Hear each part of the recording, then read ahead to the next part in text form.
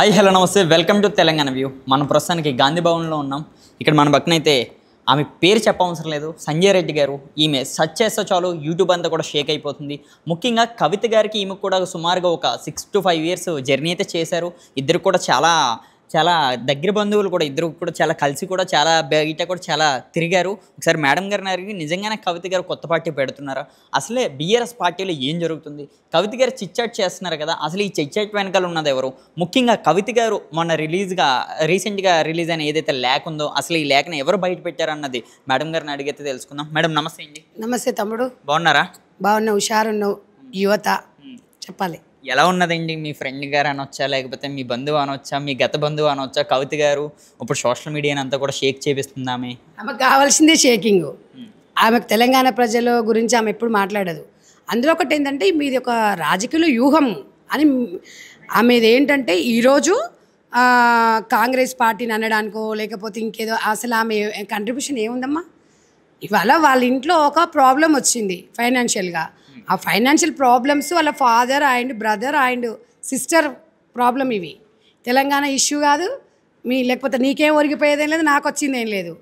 ఈ 10 సంవత్సరాలు పందికొక్కులాగా దోసుకొని తిన్నారు కదా, ఆ పందికొక్కులలో దోసుకున్న సొమ్ము పంచుకునేటప్పుడు తేడాలు వచ్చి ఈ బయటకు వచ్చినాయి తప్ప లేకపోతే వచ్చేది కాదు ఈడ. ఎందుకంటే ఇంత దౌర్భాగ్య స్థితిలో ఇవాళ కవిత ఉందంటే తండ్రి ఇవాళ మానసిక వ్యధతో బాధపడుతున్నాడు. ఇలాంటి బిడ్డ నాకు ఎందుకు పుట్టింది అని. ఒక తండ్రి కావలసినన్ని వనరులు ఇచ్చిండు ఆమెకి. బిడ్డని ఓ ఇంటికి ఇచ్చినా కూడా కల్వకుంట్ల పేరు పెట్టుకొని కూడా ఇవాళ కేసీఆర్ బిడ్డ అంటే ఒక బ్రాండ్ అంబాసిడర్గా బతికింది. అలాంటి బతుకున్న తండ్రికి కొరింబెట్టిన ఆడదంటే ఇదే అనుకుంటా నాకు తెలిసి చరిత్రలో. ఎందుకంటే ఇవాళ నీకేం తక్కువ చేసిండమ్మా మీ అయ్య? నిన్ను జాగ్రత్త పెట్టుకుంటే నామకరణం చేసిండు, ఎంపీగా ఉన్నప్పుడు నీకు సహకరించిండు. నీకు ఇవాళ ఎంపీగా ఫస్ట్ తెలంగాణ రాష్ట్రంలో తెలంగాణ వచ్చిన తర్వాత ఒక ఎంపీగా నీకు అవకాశం ఇచ్చిండు ఆడకూతురుగా. తెలంగాణ అక్కడ నిజామాబాద్ ప్రజలు గెలిపించిరు. ఓడిపోయిన తర్వాత నిజామాబాద్ ప్రజలని అనాథలను చేసి వచ్చినావు. తర్వాత మళ్ళీ మీ నాన్న దగ్గర పోయి దొంగేడుపులు ఏడిస్తే మళ్ళీ ఎమ్మెల్సీ పదవి ఇచ్చిండు. ఎమ్మెల్సీ పదవి తీసుకున్న తర్వాత నిజామాబాద్ ప్రజలు మర్చిపోయినావు. అది అయిపోయిన తర్వాత తెలంగాణ దోసుకున్నది కాక మళ్ళీ లిక్కర్ దందా తెలంగాణ మహిళల మనోభావాన్ని టీఆర్ జైలు దగ్గర పెట్టేసి వచ్చినావు. అసలు నేను ఎవడు తెలంగాణ రాష్ట్రంలో మనిషిగా గుర్తిస్తాడో నాకైతే తెలియదు. ఇలా జాగృతి పేరిట నువ్వు పార్టీ పెట్టుకుంటే నేను నమ్మేటోడు ఎవడైనా పార్టీ పెడుతున్నాడు అంటే వీడి బ్యాక్గ్రౌండ్ ఏందని చూస్తారు. జాగృతి అనేది 2007-08లో ఎస్టాబ్లిష్ చేసినప్పుడు ఒక కమిటీ ఉండే. ఆ కమిటీలు పెట్టుకున్నప్పుడు అందులో ఫస్ట్ నేనే ఒక రాష్ట్ర కన్వీనర్గా పనిచేసిన. మాతో పాటు 2 విభాగాలుగా, విద్యార్థి విభాగం, మహిళా విభాగం, ఈ విభాగాలలో పనిచేసినాం. ఎప్పుడు రద్దు చేసుకుందో తెలియదు. ధన ఎంపీ కాగానే అందరం కలిసి తెలంగాణ రాష్ట్రంలో కవితక్క చట్టసభలలో ఉండాలి, రాజ్యసభలలో ఉండాలి, లేకపోతే అసెంబ్లీలు ఉండాలి, లేకపోతే పార్లమెంట్లు ఉండాలి. ఒక ఆడకూతురు ఉద్యమాలు చేసింది కదా అని చెప్పి మేము అందరం కలిసి ఇవాళ తలా 4 రూపాయలు వేసుకొని మా ఫుడ్ మేము తెచ్చుకొని మా సద్దులు మేమే కట్టుకొని పోయి మా పిల్లల్ని కూడా ఇంటి దగ్గర వదిలేసి 3 నెలలు నిజామాబాద్లో వండుకొని ఆహార్నిశలు పనిచేసి ఇలా ఆమెకు ఎంపీని చేస్తే, ఎంపీని చేసిన 1-2 నెలలకే గన్మెన్లతో బయటికి దోపించింది. తెలంగాణ జాగృతి కమిటీలను రద్దు చేసింది. మళ్ళీ ఎప్పుడు ఓపెన్ చేసింది? భారత జాగృతి అని ఎప్పుడు పెట్టుకుంది? ఓడిపోయిన తర్వాత మళ్ళీ తెలంగాణ జాగృతిని భారత జాగృతి కమిటీ అని చెప్పి ఏదో మళ్ళీ అల్చేలు చేసింది. అది అయిపోయిన తర్వాత ఎమ్మెల్సీ వచ్చిన తర్వాత మళ్ళీ తను ఈరోజు లిక్కర్ స్కామ్లో జైలుకు పోతుంది ఇంకో వారం అనంగా భారత జాగృతి అని చెప్పేసి తను ఇక ఫోకస్ చేసింది. మహిళా రిజర్వేషన్ అనేది, మహిళా రిజర్వేషన్ పార్లమెంట్లో ఉన్నప్పుడు ఎందుకు గుర్తు రాలేదని నేను ఇవాళ గాంధీభవన్ సాక్షిగా అడుగుతున్నా. ఇవాళ నువ్వేదో చేసేసుకొని ఇవాళ నీకు తెలంగాణ ప్రజల మీద, తెలంగాణ మహిళల మీద నీకు గౌరవం ఉన్నట్టు 33% రిజర్వేషన్ కావాలని ఇవాళ ఢిల్లీలో జంతర్ మంతర్ దగ్గర నువ్వు ధర్నా చేసినప్పుడే నవ్వీరు అందరూ. మళ్ళీ ఆ రోజు మూసుకొని పోయింది. మళ్ళీ ఇప్పుడు మళ్ళీ కొత్తగా జాగృతి అట మళ్ళీ పాపం అమాయకులైన పిల్లల్ని ఇంతకుముందే ఆగం చేసింది. ఉద్యమం చేసిన పిల్లలందరూ ఆగమాగం అయిపోయారు. ఉద్యోగాలు లేక పోర్లకు బటనెత్తి వచ్చింది, బొజ్జు వచ్చింది. ఉద్యోగాలు లేక రోడ్ల మీద పెళ్లి పెటాకు లేక తిరిగిరు. మళ్ళీ ఆ గదిలో మళ్ళీ తీసుకొస్తుంది ఇప్పుడు నా తమ్ముళ్ళు. ఎందుకంటే వాళ్ళంతా నా తమ్ముళ్ళు కాబట్టి నేను వాళ్ళని బాధపడుతున్నా ఆ మాట అన్నది. ఎందుకంటే ఆ మాట ఎందుకు అనాల్సి వచ్చింది బాధతో అంటే వాళ్ళ జీవితాలతో ఆడుకుంటుంది. వాళ్ళకు ఒక ప్లాట్ఫామ్ చూపించిందా? లేదు. ఎప్పుడైనా తెలంగాణ జాగృతి అన్నప్పుడు ఒక ఎంప్లాయీస్ కరెక్ట్గా ఉండాలి అని. జాగృతి అనేది నాట్ పొలిటికల్ పార్టీ, ఓ ఎన్జిఓ ఆర్గనైజేషన్, చాలా ఉన్నాయి అవి. కాబట్టి ఇవాళ తెలంగాణ ప్రజలారా మీరు కవితను నమ్ముకొని ఆగం కాకుర్రి. సరే మీకు సంస్థలాగా నడిపిస్తుంది, నెలకు 20,000 ఉద్యోగాలు ఇస్తుందంటే పోండి. అంతేగాని రాజకీయ ఆమె ఎప్పుడైనా మునిగిపోయేది, కాంగ్రెస్ పార్టీని మునిగిపోయేది. నాలుక చిలుస్తాం ఇంకోసారి కాంగ్రెస్ పార్టీకి మునిగిపోయి ఎవడా నేను రమ్మన్నాడు, నేను రమ్మని ఎవడని చెప్తుండే. 6 మందిని తీసుకొని 60 మందిని తీసుకొచ్చి నేను ఎవడు నమ్మడు. ఆ వచ్చినోడు ఎవడో నీ ఎంబడు ఒక్కడు ఎవడున్నాడు రమ్మను, నేను ఎవడో నమ్ముతాడా? నిన్న చిచ్చాట్లో కూడా ఇదే మాట ఒక రిపోర్టర్ అడిగితే చెప్పింది ఆమె, 6 ఎమ్మెల్యేలు నా వెనకాల ఉన్నారు, అంటే కాంగ్రెస్ తలుపులు తీస్తారని కూడా ఆమె మాట్లాడుతుంది. ఒకవేళ నిజంగానే ఆమె వస్తే ఈ గాంధీ భవన్ తలుపులు తీస్తారా? పార్టీని కేసీఆరే టచ్ చేయలేకపోయాడు.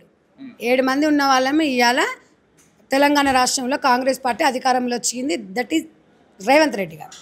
రేవంత్ రెడ్డి గారి నాయకత్వం, రేవంత్ రెడ్డి గారి టీం పనిచేసింది. కాబట్టి ఇవాళ తెలంగాణ రాష్ట్రంలో కాంగ్రెస్ పార్టీ ప్రజలు మాకు ఇచ్చిన ఒక గొప్ప అవకాశం.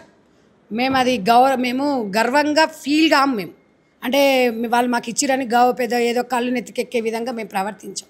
ఒక బాధ్యతగా స్వీకరించి ఇచ్చిన హామీలను నెరవేర్చుకుంటూ కాంగ్రెస్ పార్టీ పనిచేస్తుంది. ఇలాంటి వేస్ట్ మోహాలను తీసుకొచ్చి కాంగ్రెస్ పార్టీలో ఏం చేసుకుంటాము?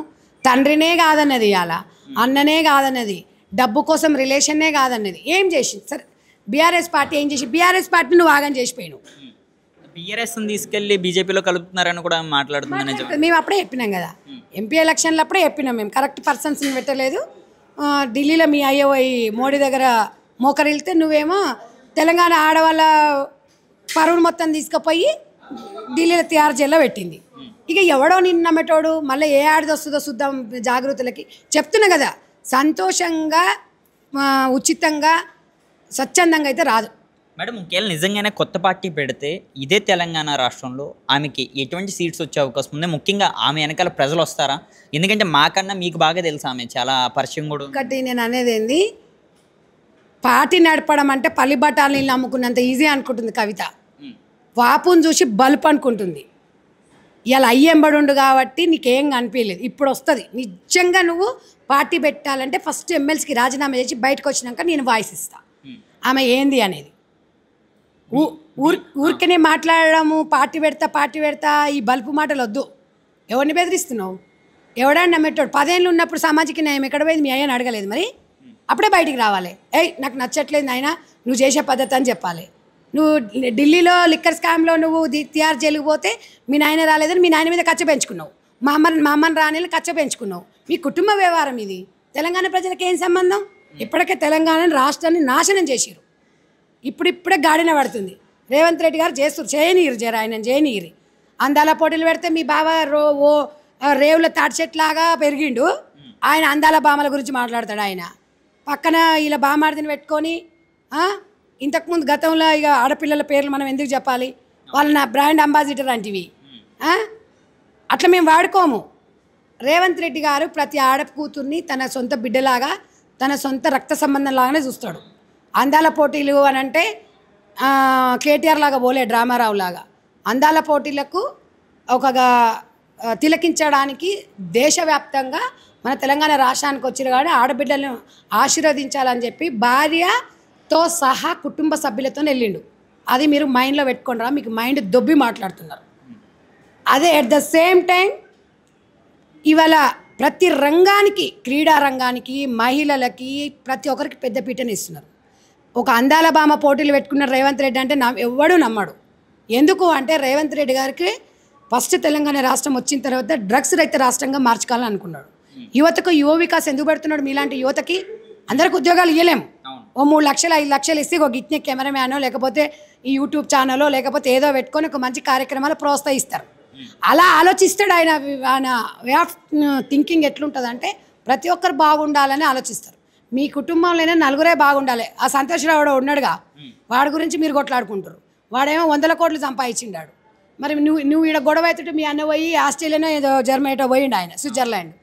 ఇవన్నీ మీ కుటుంబ వ్యవహారాలు మీ దిక్కు మొత్తం చేసుకొని రోడ్డు మీద వేసుకొని తెలంగాణ ప్రజలు తప్పుదో పట్టించి కన్ఫ్యూజింగ్ చేస్తున్నారు.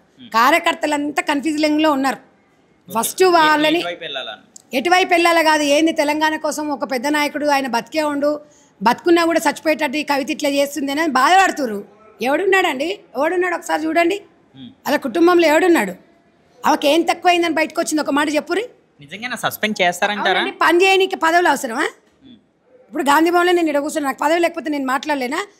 ఇవాళ గాంధీ భవన్ అడుగు పెట్టినామంటేనే మేము ఒక దేవాలయం లాగా భావిస్తాం.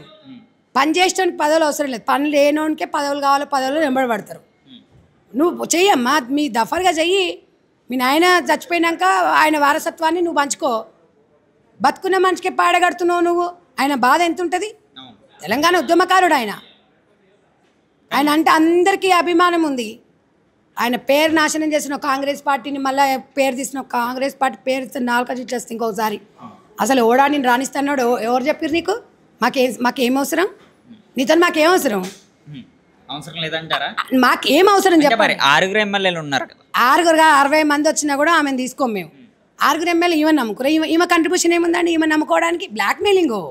నీకు తెలియదు తమ్ముడు. కవితనేమో అందుతేనేమో జుట్టు పడుతుంది, అందకపోతే కాలు పడుతుంది. ఆమె గురించి మీకు తెలియకుండొచ్చు. ఆమె నైజం మీకు అర్థం కాదా? అందుకనే మిమ్మల్ని అడుగుతున్నా. మరొకటి, ఇప్పుడు బీఆర్ఎస్ పార్టీ నుంచి ఆమెను సస్పెండ్ చేసే అవకాశం ఉందా?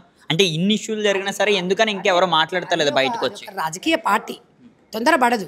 షోకాజ్ నోటీస్ ఇస్తారు, వివరణ కోరుతారు, తర్వాత అవసరం వస్తే చేస్తారు.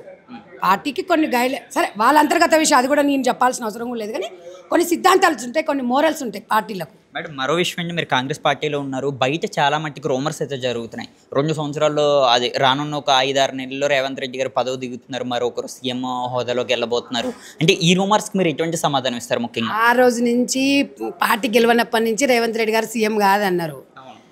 రేవంత్ రెడ్డి గారు ప్రమాణ స్వీకారం చేసినప్పటి నుంచి నెల రోజులనే దిగిపోతారు అన్నారు. 2 ఏళ్ళు అయింది. ఆ ఒర్లు పోతే నా కొడుకులకు ఒర్లుకొని పనిపాట లేనోనికి ఏముంటుంది? ఒర్లని సంబూర పడని రాదు. మా నాయకుడు 5 సంవత్సరాలు రేవంత్ రెడ్డి గారే.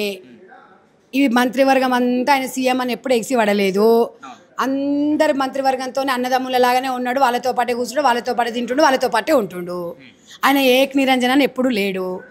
అనవసరంగా మంత్రుల మధ్యన వీళ్ళ మధ్యలో విభేదాలు సృష్టించడానికి చూసారు, కానీ ఇక్కడ ఎవరు సిద్ధంగా లేరు. ఆయన ఒక కాంగ్రెస్ సామాన్య కార్యకర్తగానే పనిచేస్తున్నారు. సీఎంగా ఎప్పుడు కూడా ఆయన ఫీల్ కాలేదు, అవ్వడు కూడా. పాలమూరు బిడ్డలు ఎవరికైనా బాధలని తన బాధలు అనుకుంటే, పాలమూరు బిడ్డలకి ఇంత అన్నం మెతుకులు పెట్టాలి, ప్రతి ఒక్కరికి లైఫ్ని ఇవ్వాలి, ప్రతి ఒక్కరితో కలిసి ఉండాలి, ప్రతి ఒక్కరి పస్తులు బండబెట్టవద్దు, ఉన్న దాంట్లో మంచిగా ఉండాలని పాలమూరు బిడ్డలకు. ఎందుకంటే ఆ కష్టం ఏందో మాకు తెలుసు. కాబట్టి ఆయన రైతు కుటుంబంలోకి వెళ్ళి వచ్చిండు. తెలంగాణ రాష్ట్రంలో ఎన్ని ఇబ్బందులు ఉన్నాయో అవన్నీ కూడా సర్దుకునే అవకాశం ఉంటుంది. ఒకేసారి వీళ్ళు చేసిన అప్పులని రేవంత్ రెడ్డి గారి మీద వేస్తే అంత ఈజీగా కూడా ఎవరు కూడా అది కాలేరు. కాబట్టి ఒక్కొక్కటి ఇచ్చిన హామీలు నెరవేరుస్తాము. ఆదాయం లేదు, వచ్చిన ఆదాయం అందరికి పంచుతున్నాడు. అది ఆదాయం ఎట్లా పెంచాలనేది కూడా ఆలోచన విధానం ముందుకెళ్తున్నారు. కాబట్టి కొంచెం ఓపిక ఉండాలి. ఓపిక ప్రజలకు ఉంది. ఇవి కావాలనే ఈ రూమర్స్ అంటే ఆయన కేవలం అదే ప్రజలకి ఈ డబ్బులు కట్టి ఇవ్వలేకపోతున్నారు పథకాలు. సో 6 గ్యారెంటీలు కూడా అమలు చేయలేకపోతున్నారు. డబ్బులు రైతులకు పంచుతున్నాము, ఉద్యోగస్తులకు ఇస్తున్నాము. వాళ్ళ ఇంటికి ఇప్పుడు రేవంత్ రెడ్డి గారు ఇంటికి వెళ్ళి తెచ్చిస్తారండి? మీరే చెప్పండి. వచ్చినాయి ఇద్దామంటుండు, కొంచెం టైం కావాలన్నాడు. అన్న ప్రతి ఒక్కటి మేము నెరవేరుస్తాం. ఇప్పుడు ఒక 2 సంవత్సరాల క్రితము తులం బంగారం 50,000 ఉంది, ఇది 1,00,000 అయ్యింది. నువ్వు నేనేమన్నా కలలు కన్నావా? చెప్పండి. ఏది కాదండి, ఇవ్వాలనే ఆలోచనే ఉంది. ఇది ఇట్లా అయిపోయింది కదా, ఇవ్వలేమని చెప్తున్నారు. మోసం చేయలేదు, మేము ప్రజలకు రిక్వెస్ట్ చేస్తున్నాం. మనం అనుకోలేదు కదా అని. ఇట్లా అనుకుంటుంటే ఆ రోజు బీదోడే ఆ రోజు అప్పు చేసి అన్న 2 తులాల బంగారం కొనుక్కునేటోడు. ఇవాళ బిడ్డ పెళ్లి చేయాలి, సామాన్యం బిడ్డ పెళ్లి చేయాలంటే కనీసం పుస్తమెట్టలు అయితే కావాలి, కనీసం 1/2 తులం బంగారం అయితే పెట్టాలి. ఇలా సామాన్య ప్రజలు ఎంత ఇబ్బంది పడుతున్నారు. మేము ఇలా సన్నబియ్యం ఇచ్చి మాతో పాటు ఇవాళ అందరం మనతో పాటు ఇలా సీఎం నుంచి పిఎం నుంచి ఎవరేం తింటున్నారో అదే ప్రతి ఒక్క బిడ్డ తినాలని ఫస్ట్ కడుపు చూడాలి. ఇవాళ మంచిగా ప్రతి ఒక్కరికి కూడా సన్నబియ్యం ఇస్తున్నాం. ఒకటి వడ్లకి రైతులకి బోనస్ ఏ రకంగా లేని రుణమాఫీ చేసినాం. ఎప్పుడు కనివిని రీతిలో అవునన్నా కాదన్నా, పడనోళ్ళకి పడకుండొచ్చు, కానోళ్ళకి కాకుండొచ్చు, అయినోనికైతే అయ్యింది. అది వాస్తవమా కాదా? ఎవడైనా అంతే, పెడితే పెళ్లి కొడతాడు, లేకపోతే సాగు కొడతాడు. 90 మందికి పెట్టి 10 మంది పెట్టకపోతే ఒక మాట మాట్లాడతారు. అందరికీ న్యాయం చేయలేము, టైం పడుతుంది. కాంగ్రెస్ పార్టీలో నిజాయితీగా ఎవరైతే కార్యకర్తలు ఉన్నారో వాళ్ళకి నిజాయితీగా న్యాయం జరగట్లేదు, వాళ్ళ పనులు అయ్యి కూడా అవ్వట్లేదు అని కూడా బయట మాట్లాడుతున్నారు. వీళ్ళకి మీరు ఎవరి పనులు కావట్లేదు, పనులు ఏముంది, ఎవరి పని వాడు చేసుకుంటున్నారు, అది కామనే కదా. ఇప్పుడు కానీ ఎందుకని బయట వాళ్ళందరూ కూడా కాంగ్రెస్ పార్టీ మీద ఎక్కువ రూమర్స్ చేస్తున్నారు? అదే బురద ఒక స్వేచ్ఛ ఉన్న పార్టీ ఇది, ఎవడు ఏదైనా మాట్లాడుకోవచ్చు. ఇప్పుడు కాంగ్రెస్ పార్టీ మహాసముద్రం తెలుసా, ఈ మహాసముద్రంలో 100 మంది 100 రకాలుగా మాట్లాడుకుంటారు. దాని గురించి పెద్దగా పట్టించుకోవాల్సిన అవసరం లేదు. ఓకే. అందరం ముందుకెళ్తున్నాం, అందరం హ్యాపీగా ఉన్నాము. ఒక ఇంట్లో ఉన్నప్పుడు ముగ్గురు అన్నదమ్ములు ఉన్నప్పుడు చిన్న చిన్నవి వస్తాయి, ఓకే. మేమే సర్దుకుంటాం. మాకు మేమే అనుకుంటాం, మాకు మేమే అనుకుంటాం, మధ్యంతలో ఎవడని వస్తే అంతాం కూడా అందరం కలిసి, అంతే. Thank you madam, thank you.